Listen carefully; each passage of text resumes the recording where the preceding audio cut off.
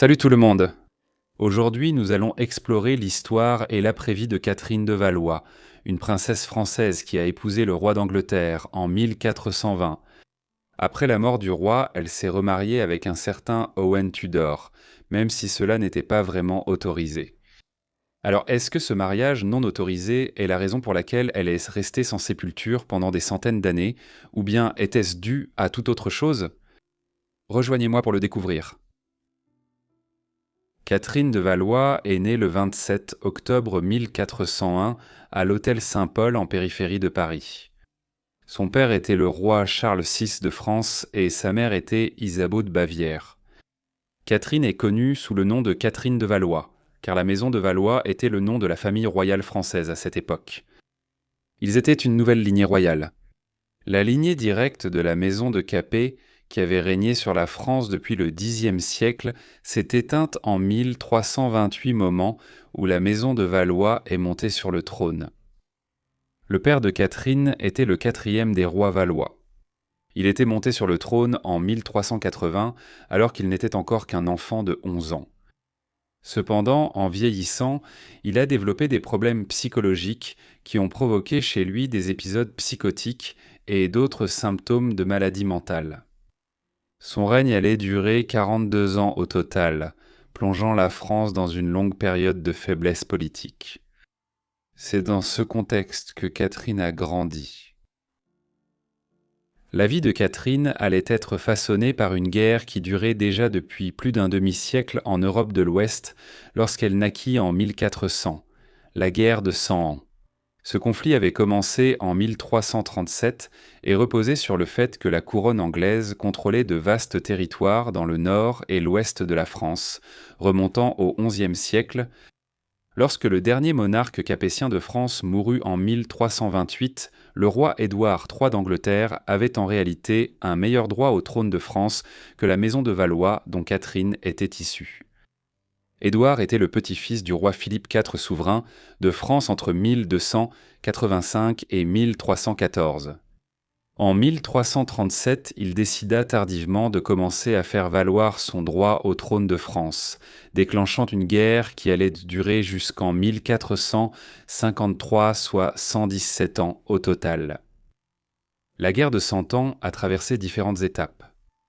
L'Angleterre a réalisé d'énormes avancées contre les Français dans les années 1340 et 1350, mais les a perdues dans les décennies qui ont suivi. Pendant que Catherine grandissait, le peuple français a affronté de nombreuses difficultés à cause de la guerre, mais elle menait tout de même une vie de luxe, recevant de beaux vêtements, des jouets et des textes religieux. Elle a même été envoyée dans un couvent pour recevoir une éducation de qualité. Les choses se sont encore aggravées pour les Français, lorsque le roi Henri IV d'Angleterre a redynamisé l'effort de guerre anglais. Il a atteint son apogée sous son fils et successeur, Henri V, qui est monté sur le trône d'Angleterre à l'âge de 26 ans en 1413. 2 ans et demi plus tard, le jour de la Saint-Crépin à la fin de 1415, Henri remporta une victoire dévastatrice sur les Français à la bataille d'Azincourt et se trouvait désormais en position suffisamment forte pour tenter d'imposer la domination anglaise sur la France. Catherine devait jouer un rôle central dans ces plans. Dans l'année et demie qui suivit Azincourt, 2 des frères de Catherine, Louis et Jean, moururent. Cela ne laissait que Charles comme héritier mâle survivant de leur père. Henri V profita alors de l'avantage militaire qu'il avait acquis à Azincourt, et des pourparlers de paix commencèrent. Un mariage entre Henri et Catherine avait été discuté les années précédentes, et Henri renouvela cette proposition. On disait que Catherine était très attirante et le roi anglais espérait qu'un fils issu de leur mariage deviendrait un jour roi d'Angleterre et de France. Les Français, quant à eux, n'étaient guère en mesure de résister à sa demande. Ainsi, en mai 1420, le traité de Troyes fut conclu entre l'Angleterre et la France, et le 2 juin 1420, Catherine épousa Henri à la cathédrale de Troyes. L'accord stipulait que le premier fils, issu du mariage de Catherine et Henri, succéderait au père de Catherine comme roi de France, et que le seul frère survivant de Catherine, Charles, serait écarté de la ligne de succession. Catherine se rendit alors en Angleterre avec son nouveau mari. Elle fut officiellement couronnée reine consort d'Angleterre le 23 février 1421, puis presque exactement 9 mois plus tard, elle donna naissance au fils que son mari espérait voir unir l'Angleterre et la France sous une seule couronne. Ils le nommèrent Henri, comme son père. Il était leur unique enfant et il devint roi d'Angleterre en moins d'1 an. À la naissance du petit Henri, son père était à nouveau en guerre contre les Français. Alors qu'il menait campagne en France, il est mort le 31 août 1422 à seulement 35 ans, très probablement de la dysenterie. N'ayant pas encore atteint ses 21 ans, Catherine était déjà veuve. De plus, la coutume anglaise voulait qu'une reine douairière, la veuve d'un roi défunt, ne se remarie jamais. Cela visait à empêcher que des revendications légales au trône n'émanent de la famille de son second mari. En tant que reine douairière d'un fils devenu le roi Henri VI d'Angleterre avant son premier anniversaire, on aurait pu s'attendre à ce que Catherine joue un rôle majeur dans ce qui serait un très long gouvernement de régence. Cela durerait jusqu'à ce qu'Henri ait 14 ans âge auquel il commencerait à gouverner lui-même dans une certaine mesure. Cependant, la position de Catherine était compliquée. En tant que princesse française, beaucoup de nobles anglais se méfièrent d'elle, et elle fut rapidement écartée par son beau-frère Humphrey, duc de Gloucester, le frère d'Henri V. Humphrey fut nommé Lord Protecteur d'Angleterre pendant la minorité de son neveu. La position de Catherine fut encore affaiblie après la mort de son père, le vieux roi Charles VI de France, en octobre 1422, seulement quelques semaines après le décès d'Henri V. Bien que le traité de Troyes de 1420 ait prévu que le fils de Catherine et d'Henri hérite du trône de France, le seul fils survivant de Charles, revendiqua le trône à la mort de son père. Au cours de la décennie suivante, en alliance avec la célèbre Jeanne d'Arc, il remporta une série de victoires sur les Anglais et affirma son règne sur la France en tant que roi Charles VII. Ainsi, le mariage de Catherine avec Henri et la naissance d'un héritier mâle n'uniront pas les couronnes d'Angleterre et de France. Et les Français finiront par remporter la guerre de 100 ans en 1453. En grande partie parce que Henri VI, le fils de Catherine, s'est révélé aussi instable psychologiquement que l'avait été le père de Catherine. En 1428, Catherine a suscité une énorme controverse. Bien qu'il n'y ait aucune loi l'interdisant, il était d'usage qu'une reine douairière ne se remarie jamais après la mort de son mari. Catherine a rompu avec la tradition 6 ans après la mort de Henri V, lorsqu'elle a épousé un noble gallois du nom d'Owen Tudor. Cela s'est produit malgré les menaces du Parlement anglais qui avait prévenu qu'Owen Tudor perdrait ses terres et sa richesse s'il persistait dans ce mariage. Catherine a épousé Owen malgré tout, ce qui a entraîné des conflits avec son beau-frère et de nombreux nobles anglais de haut rang. Cependant, Henri VI n'avait que 6 ans à l'époque, et aussi furieux qu'il puisse être, Catherine restait la mère du roi. En conséquence, Owen Tudor fut protégé contre les tentatives de lui confisquer ses terres. Le mariage de Catherine et Owen donna lieu à une série d'enfants au cours de la première moitié des années 1430.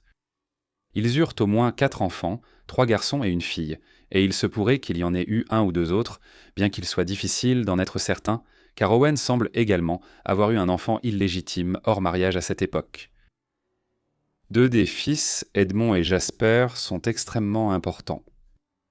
Edmond était le père de Henri Tudor, qui en 1485 revendiquera le trône d'Angleterre et deviendra roi. Henri VII, fondateur de la dynastie Tudor. Tandis que Jasper était un grand défenseur de la cause de son neveu au début des années 1480. Ainsi, Catherine était la grand-mère d'Henri VII et l'arrière-grand-mère du tristement célèbre roi Henri VIII. Catherine est morte avant que son fils issu de son mariage avec Henri ne commence réellement à régner par lui-même, et avant que ses autres enfants ne grandissent. Il semble qu'elle ait souffert d'une maladie sous-jacente pendant plusieurs années, et qu'une de ses grossesses ait aggravé la situation, menant à sa mort le 3 janvier 1437 à l'âge de 35 ans. La mort de Catherine a déclenché une étrange saga de 440 ans autour de ses restes. Les nobles anglais ont immédiatement cherché à poursuivre Owen Tudor pour avoir épousé la reine douairière et l'ont placé en détention. Ils ont également décidé qu'il n'était pas convenable qu'une femme ayant déshonoré son époux royal de la manière dont Catherine l'avait fait soit enterrée à ses côtés. Ainsi, les restes de Catherine furent inhumés à la chapelle de la Vierge de Westminster en 1437 et non aux côtés de son mari dans la crypte royale de l'abbaye de Westminster. Étrangement, une effigie en bois de Catherine fut sculptée et placée aux côtés d'Henri V dans l'abbaye de Westminster. Les choses allèrent prendre une tournure encore plus étrange un demi-siècle plus tard. Les restes de Catherine restèrent intacts dans la chapelle de la Vierge durant des décennies. Les choses ne changèrent que lorsque son petit-fils issu de son second mariage avec Owen Tudor monta sur le trône d'Angleterre sous le nom de roi Henri VII en 1485. Une grande partie du règne d'Henri fut consacrée à créer l'idée que les maisons de Lancastre, d'York et des Tudors étaient réconciliées sous son règne. À la suite des guerres des Deux Roses, qui avaient eu lieu à travers l'Angleterre dans les décennies suivant la mort de Catherine, en grande partie à cause d'une crise provoquée par le fils de Catherine. Eh bien, dans les années 1450, Henri VI a subi un effondrement psychologique. Dans le cadre de ces efforts, Henri VII a élaboré des plans pour démolir la chapelle de la Vierge, où reposaient les restes de sa grand-mère, et pour faire construire une nouvelle chapelle plus grande afin d'abriter les restes de plusieurs monarques récents, dont Henri VI. Cela impliquait nécessairement de déranger la tombe de Catherine, qui a été ouverte pendant les travaux de construction. Henri n'a jamais pu finir son projet à la chapelle de la Vierge.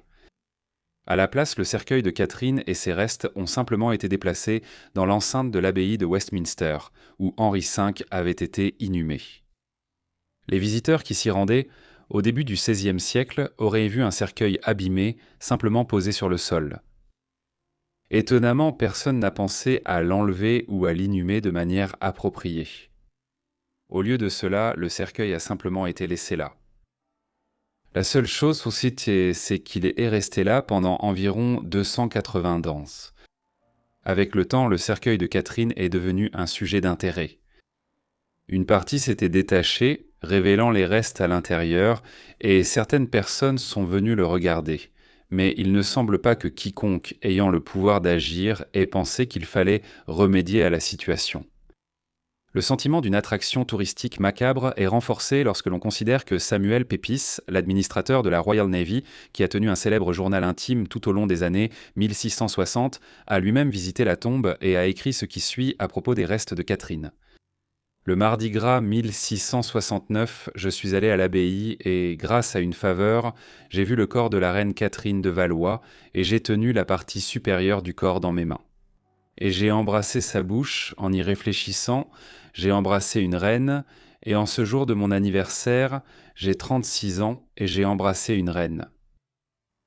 Au XVIIIe siècle, les restes de Catherine étaient restés si longtemps exposés dans un cercueil ouvert et endommagé à l'abbaye de Westminster que certains écoliers du coin les avaient d'un même dérangé. Finalement, en 1778, le doyen de Westminster, John Thomas, ordonna le retrait du cercueil et du corps de Catherine, ou de ce qu'il en restait, vers la crypte de la famille Percy, l'une des plus anciennes et des plus estimées lignées aristocratiques d'Angleterre. À ce stade, ils étaient restés exposés dans l'abbaye de Westminster pendant près de 300 ans. Le voyage n'était pas encore tout à fait terminé. Un siècle plus tard, sous le règne de la reine Victoria, il fut décidé que Catherine devait enfin être inhumée là où elle aurait dû l'être, 440 ans plus tôt, aux côtés de son défunt mari, le roi. En 1877, ses restes, quelques os et d'autres fragments de cendres et de poussière, furent retirés du caveau des Percy et placés sous la dalle de pierre dans le caveau du roi Henri V. Ainsi, 440 ans après sa mort, et près de 400 ans après que son petit-fils ait fait ouvrir sa tombe dans la chapelle de la Vierge, Catherine fut enfin inhumée. L'effigie en bois qui avait été placée à côté de Henri V en 1437 est maintenant exposée dans la galerie de l'abbaye de Westminster. Merci d'avoir regardé cette vidéo sur Catherine de Valois, j'espère qu'elle vous a intéressé. Dites-moi ce que vous avez pensé de sa vie dans les commentaires ci-dessous, et si vous avez des suggestions, n'hésitez pas à les laisser également dans les commentaires. J'espère que vous êtes abonnés et avez activé les notifications pour recevoir toutes mes vidéos dès leur publication. En tout cas, c'est tout pour moi, alors je vous retrouve tous dans le prochain épisode de Vies oubliées. Merci.